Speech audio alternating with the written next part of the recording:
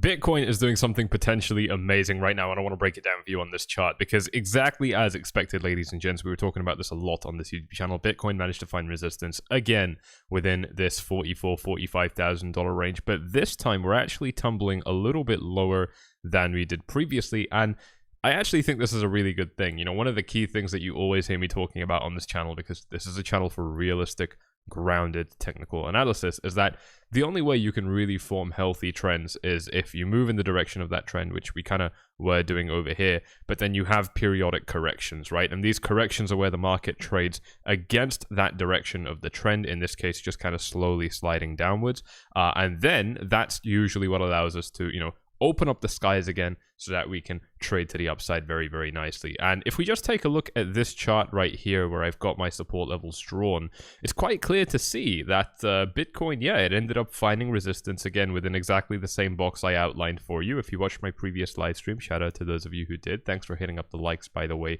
We smashed a lot of those on that live stream.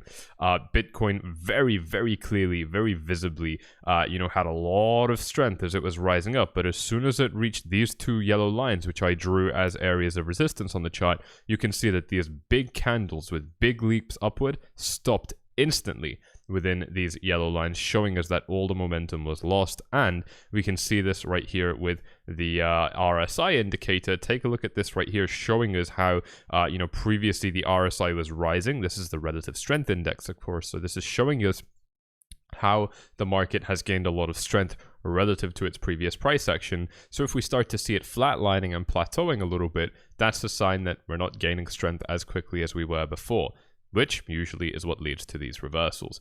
Again, really, really nice pattern here, because what I don't want to see, ladies and gents, is you know, a series of huge legs up. You know, this was a 17% move to the upside. This also was a 20% move to the upside. I don't want to see these things going on forever, because, you know, when we do get huge rallies up that don't have corrections, we end up forming patterns that look a little bit like this. And don't get me wrong, for every shit-munching trader in the space, this is really fun if we're rising up by 60%, especially if you don't dare question the narrative if it fits your narrative. But you know, as a real technical analyst, my job here is to be skeptical of the upside and of the downside, so that I'm always best positioned to profit from these markets. And that's why these pullbacks are so valuable. And again, just looking at where it's taking the market down into, this is a critical area of support. It's the same area of support that helped Bitcoin get another bounce up last time. But if you guys have been paying attention, you'll remember that I've actually been saying that this time I'm more optimistic about the move to the upside, because whereas previously when we were targeting these areas, potentially finding support over here, we didn't have strong foundations, in my opinion, right? We came off a brand new swing low for the trend. The trend was moving down. We set a brand new low within this trend, and then we ended up moving higher. And generally, that's just not how we set, you know, that's not how we end bear cycles. You know, I mean, generally we're going to end bear cycles with, you know, something a little bit like this, maybe a double bottom pattern, for example. So I think that Bitcoin's in a much stronger position to rise up right now, and actually you know, it is potentially able to capture a little bit of support. Now, before I carry on, there's one very interesting note that I want to blow up with you guys, just so that we're all on the same page here, which is to do with the Russia-Ukraine tension. You know, a lot of people were saying that Bitcoin was rising up because you know, there was the war going on, and you know, people would have wanted to buy Bitcoin and so on. And my argument was actually, you know, in an area at a time where there's war, I would actually expect that a speculative asset like Bitcoin will be sold off. I understand people will want it, and there's a genuine need for it when there's sanctions being hit across the, you know, across the Russian economy and so on. It makes sense, but broadly speaking, this is a time where people want to de-risk because all stocks are falling. You know, the US dollar is shooting up right now. I'll show you that in just a second as well. But as I don't know what the truth is, of course. I believe every news outlet in the world is lying about this in some way, but you know, if you have been following the news, the attack has slowed down a little bit, right? But Bitcoin is dropping, you know, and this is showing us that the market is just still totally irrational. And I just wanted to make that point very, very clear, because a lot of the time when we get big candlesticks like this, or even drops like this, the noobs, the people that are new to the market, and if that's you, that's totally fine, are generally just scrambling, really running to find any reason for why, you know, to see what happened, like why it happened. You know, my argument here is Don't even worry about the why. Don't worry about the fundamental reason. These things are always manipulated, especially, God forbid, you're reading the news to get your information. You're definitely not going to be getting information that was designed to inform you fully. It's always generally with a narrative, and I think that's really important, because bottom line here, we had a resistance area, so it doesn't really matter what your news headlines were telling you. Generally at resistance levels we fall, and now we're at a support level, and this is the next thing I want to show you, is where the other areas of support are. Because if we take a look at some of the key indicators that I like to view within these markets, the first one is the Ichimoku cloud here on the 4-hour time frame. Now I don't know how much validity I can give it, because we haven't really been trending very much on this 4-hour time frame, but if Bitcoin does end up sliding a little bit lower over these next 3 days, we will end up having a little bit of support in the very, very low $40,000 range. But right now we already have support from the 4-hour EMA ribbon. Take a look at this right here while it loads up. We're basically in the 4-hour EMA ribbon right now. Again, not the most reliable indicator at the moment, just because it has a spread, but it only established the spread very recently. So look, I don't want to say too much about this, but the fact of the matter still is that we are falling into areas of support. It's a lot more clear on the 1-day time frame, where we conclusively broke above the EMA ribbon, although granted we did do that last time as well and it didn't seem to matter. But of course you guys know why I said I believe that this rally has a lot more strength than the last one, purely because we targeted the low again, and that is a very, very bullish thing to do. And so to see that Bitcoin is now falling back into this range again, there's a lot of opportunity here for Bitcoin to capture some support, in my opinion. And if Bitcoin does manage to capture a little bit of that support, I would be expecting another test of these highs. I'm not saying we're going to get it, of course, but I think it could look something very similar to what happened over here. Although, please bear in mind that this would now be the 4th time that we would be testing this area of resistance. And generally the more times we test areas of resistance, the weaker they get, the more likely we are to break them if we keep on testing them, especially if these areas of resistance are not actually very strong. And I don't believe this 45k area to be an extremely strong area of resistance. I would actually say that an area like 53 is probably going to be stronger resistance than this area right here. And so if we do end up coming back up now, again, what we're doing when we're rallying up and then forming these pullbacks, and this is a beautiful pullback, by the way. Just want to draw your attention to what's actually happened with a little bit of time-based analysis. Take a look at this. We had a big candle on the daily time frame right here. This was, as I said to you guys, the biggest candle that Bitcoin has printed to the upside in over a year, which honestly is very hard to believe, but you can go back and check this, and it is indeed the case. And then after another day of upward price action, we've now had 3 days in a row, including today, of the market sliding lower. That is really, really healthy. That means that we're moving up with huge moves. We're slowly trending down. It is the perfect setup to see the market rise up again. What we had last time with this pattern was that on the daily time frame, we had this big reversal candle with a massive bearish hammer where the wick was huge and the candle traded a lot lower.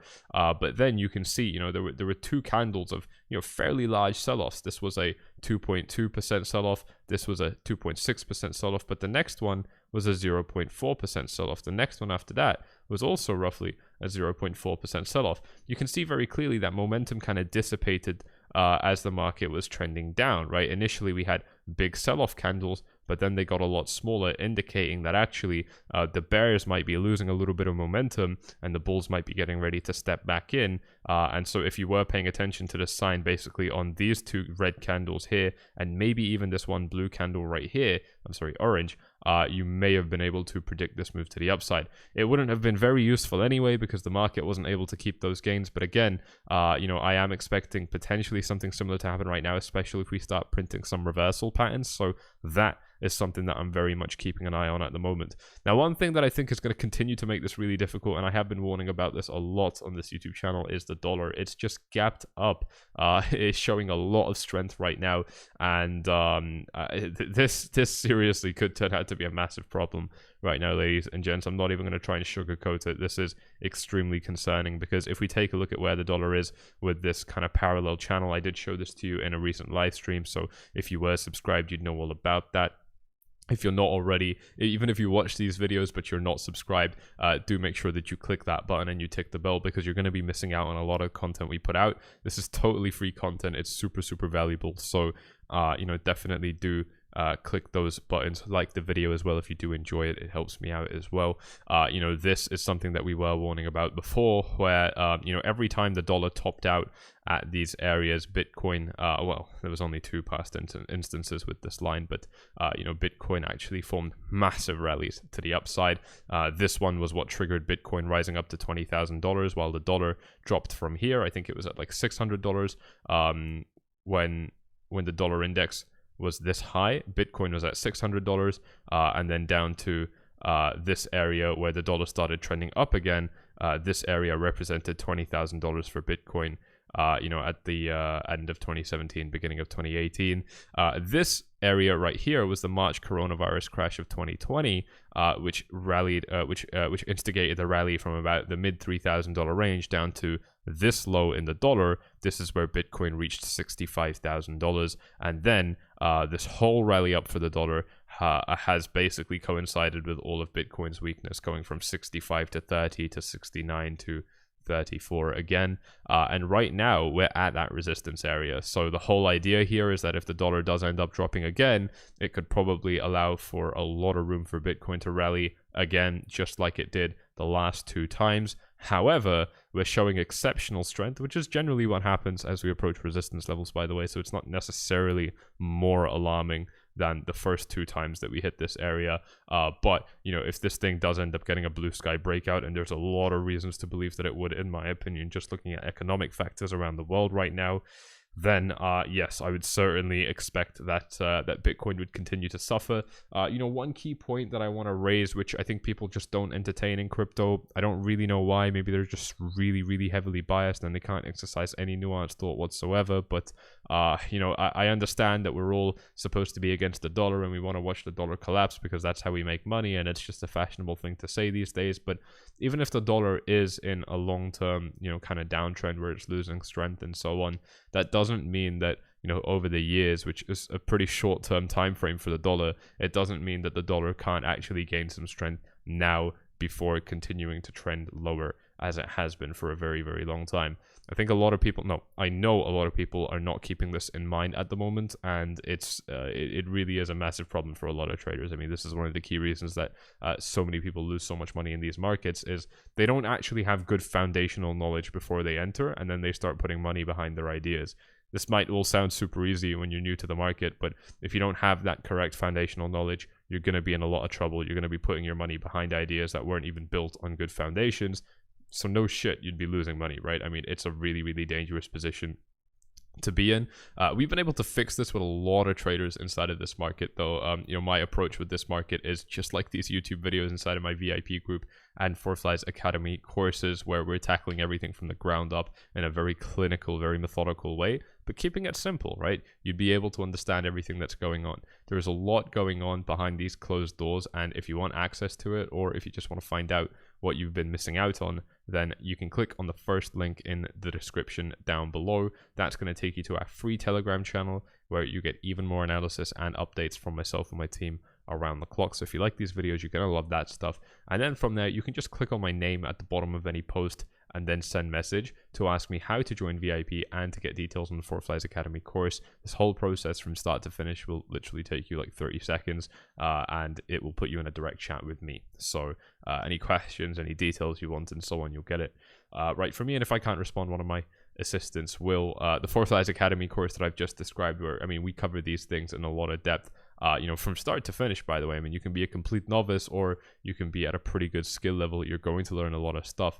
It has completely transformed many people in these markets who perhaps already knew how to trade, but maybe not well enough, or maybe lacked some discipline, or had a few holes in their analysis or trading style. We've been able to plug them with this content, so it's very powerful. Definitely check it out if you are interested. But yes, moving us back to the charts right here, like I said, seeing a little bit of a pullback here is definitely what gets me excited. This is the healthy price action that I always call for. If Bitcoin does manage to fall below the 40k range, I would expect things to get a little bit uglier again. You know, the last time we fell below this range, I was warning of support from this green box, which we got, but it was very small support. I would anticipate that we would see something weak again. I'm not seeing a huge reversal coming off this green box, but I'm leaving it there anyway because I still do believe that it is a support area. Bottom line though, if we do lose the 40k area, I'm probably seeing us targeting the lows over here, which actually wouldn't be so bad. You know, one of the things I wanted to talk about with regards to Ethereum is that it actually formed a really nice triple bottom last time it rallied up, right? Take a look at this. It formed this huge correction along with Bitcoin back in May, April of last year, and then it just formed a really nice triple bottom pattern and rallied to the upside. Now, Bitcoin didn't do that last time, but it certainly looks like it could be doing it this time. See, last time we had you know, not so clear price action in terms of a triple bottom, but broadly speaking, we were still hitting the same low pretty much. You know, we could be looking at doing something similar right now. A triple bottom would be even more bullish than a double bottom, but generally, if we're gonna form a triple bottom, it's actually it's not so good. It's usually I mean, I don't want to draw a conclusion on that yet. We're too far away from it, but to me, it wouldn't be the most optimistic thing the market could do. So for now, I'm just watching this support level right here. If I see signs of this thing reversing and trending higher, I'm definitely going to be anticipating that this resistance area will break. I think that could take us well into the high 40, low $50,000 range, potentially even start knocking on the door of $60,000. So things are starting to look really, really good, especially seeing this reversal right here. Obviously, I'm going to be locked to these markets and continuing to trade it. Want to take a quick peek at the Fear and Greed Index. See how it's dropped. Yeah, look at that. That's a really nice drop yesterday. 39 today, 33. Very, very nice.